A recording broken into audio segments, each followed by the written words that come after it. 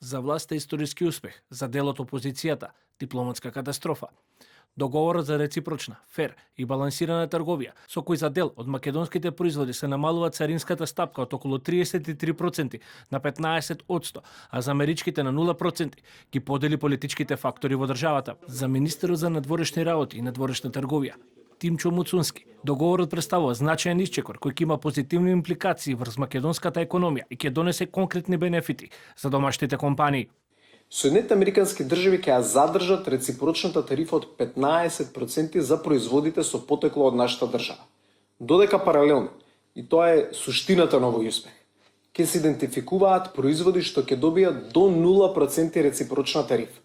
Со други зборови, за дел од клучните индустрии и производи, тарифите ќе се намалат до 0. Станува збор за конкретен и мерлив успех за македонската економија.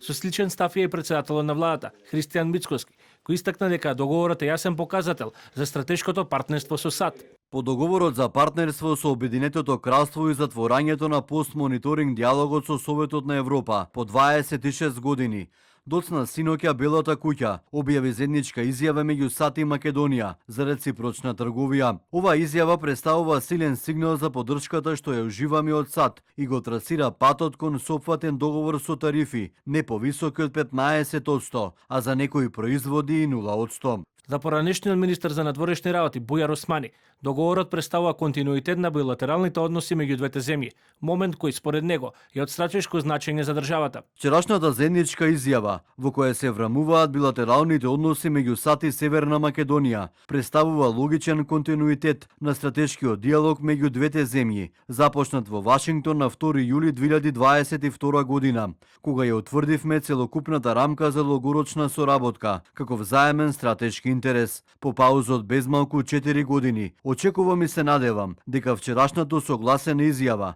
ќе резултира со конкретен договор кој би представувал основа за одржување нова сесија на стратешкиот диалог меѓу двете земји. Тоа на одреден начин, како порака го добив и на бројните средби при неодомнешната посета на Вашингтон.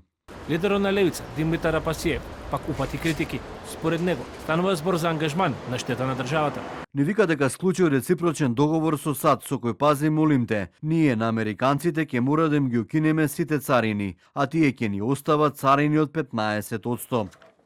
Телевизија 24 побара став и од СРСМ, но најголемата опозицијска партија засега се без став во врска со договорот помеѓу Македонија и САД.